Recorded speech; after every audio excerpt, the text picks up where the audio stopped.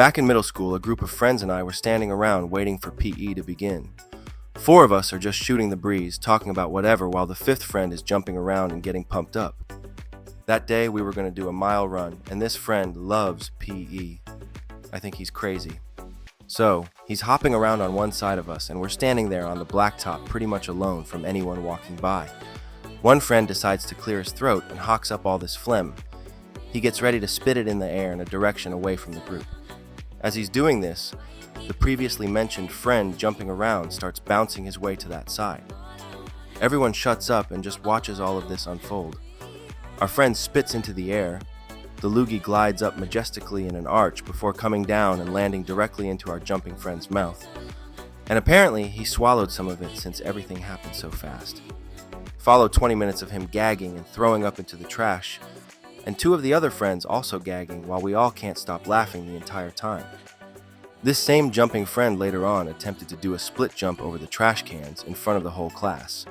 He clears it but lands on top of the trash pile where he proceeded to smash his nuts with his own weight. You were a cool guy, Greg. Hope you're doing well. I was at school with my friends once, talking to each other in a group at the end of the hall. The light switch for the whole hallway was right beside us. I forget what we were even talking about, but the whole time we were chatting, one of my friends kept meddling with this light switch. He wasn't at all interested in the conversation and kept interrupting us with comments about how the light switch was broken. Every time I turn it off, it goes on again. He kept repeating, but no one paid him much attention. After a few minutes of this, there came a loud scream from the other end of the hallway. It was the head teacher at the school. It turns out there was another light switch at the other end of the hallway, and every time my boneheaded friend switched it off, she switched it back on. They just couldn't see each other from their positions until she poked her head out from around the other side corner. She was livid, and he actually got in quite a bit of trouble. It was too funny. I'm an old man, but when I was a freshman or so in high school, the town would have what they would call community days. They would set up booths for food and crafts, have events, carnivals, and various other things. So, one of the things that happened was that the local dance schools would have their students do a recital routine on the community stage, which was just a flatbed truck in a parking lot. At any rate, there was a kid doing his dance routine. He was older than me at the time, I'd guess a junior. It was some sort of hybrid jazz freestyle thing to that Billy Squier song, the one that wrecked his career. This kid is really getting into it, throwing kicks into the air, very gracefully by the way, and he was actually pretty good. However, he ends up kicking himself in the head. He doesn't knock himself out completely, just like 50%.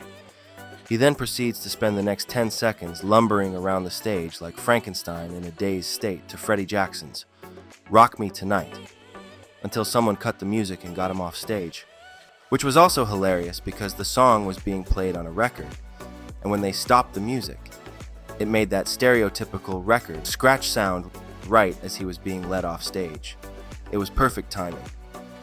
One of the funniest things I've ever seen.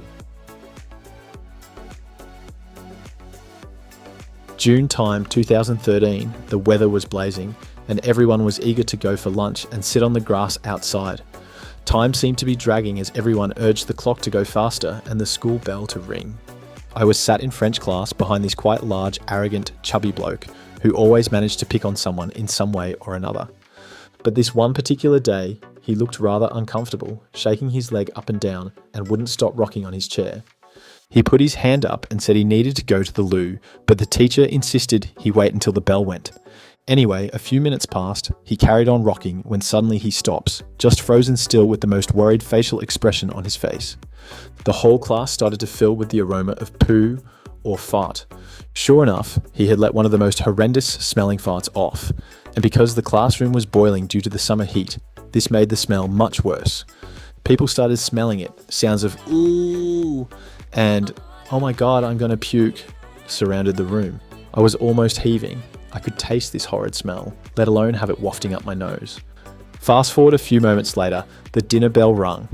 Before the teacher could even dismiss us, he was off, exploded up from his chair in the biggest hurry and ran out of the door. I caught a glimpse of the back of his trousers. He must have split them somehow, maybe when he did this fart. This is when I and the rest of the classroom discovered it wasn't just a fart. He had followed through. His fart had brought a friend.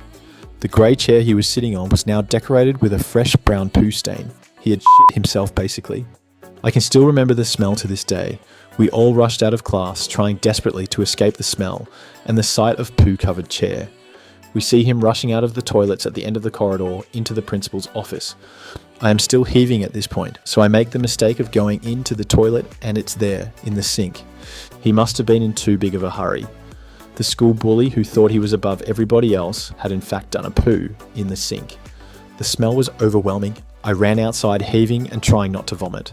Fast forward to the next day and there is a school assembly about the discovery in the sink the previous day. Principal's explaining that it's totally unacceptable, as it's the second time it's happened in our school and how we are human beings, not animals. Safe to say, I hear receding footsteps, turn around, and there he is, walking out the doors and was nowhere to be seen for the rest of the day, or the next 2 days. I passed by him on Friday on my way to class, asked him nicely, "You feeling better now after the poo incident?" I never heard a nasty comment from him ever again.